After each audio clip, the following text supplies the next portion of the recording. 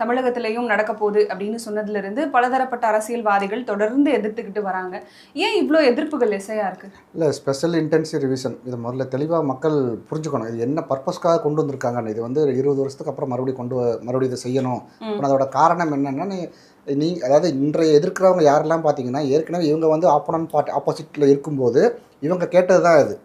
இவங்க ஆப்போசிட்டில் இருக்கும்போது வந்து எங்களுக்கு வேணும், இது எங்களுக்கு இந்த நீங்கள் கரெக்ஷன்ஸ்லாம் கொண்டு வரணும், நிறைய பேரோட டெலிஷன் இருக்குது, மாடிஃபிகேஷன் இருக்குது, அப்டேட்லாம் பண்ணணும்னு கேட்டவங்க இப்போ இவங்க ரூலிங் பார்ட்டியை மாறும்போது வந்து வேண்டாம் அப்படிங்கிறாங்க. ஃபஸ்ட்டு அது அங்கேயே ஒரு முரண்பாடு ஆரம்பிக்குது.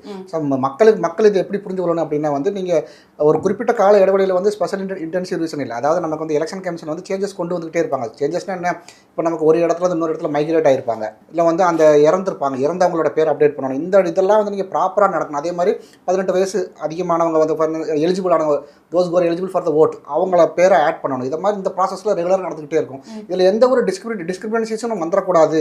அப்படி வந்தது அப்படின்னா வந்து என்ன சொல்கிற, 137 ஓட்டில் வந்து ஏடிஎம்கேவோட சத்யநாராயணன் அவர் வந்து அவருடைய வெற்றி வாய்ப்பை இழந்தார். ஏன்னா வெறும் 137 ஓட்டு தான். அப்போ இதெல்லாம் சரியாக நடந்திருந்தால் நான் ஜெயிச்சிருப்பேன்னு அவர் சொல்கிறார். அந்த காரணங்களுக்காகத்தான் வந்து அப்போ வந்து இவர் வந்து ஹைகோர்ட்டில் வந்து ஒரு கேஸ் ஃபைல் பண்ணுறாங்க. அதுக்கு வந்து எலெக்ஷன் கமிஷன் என்ன சொல்கிறாங்க அப்படின்னா, சார் இந்த பிரச்சனைகள்லாம் சால்வ் பண்ணுங்கிறதுக்காக தான் வந்து நாங்கள் ஸ்பெஷல் இன்டென்சிவ் ரிவிஷனை கொண்டு வரோம்.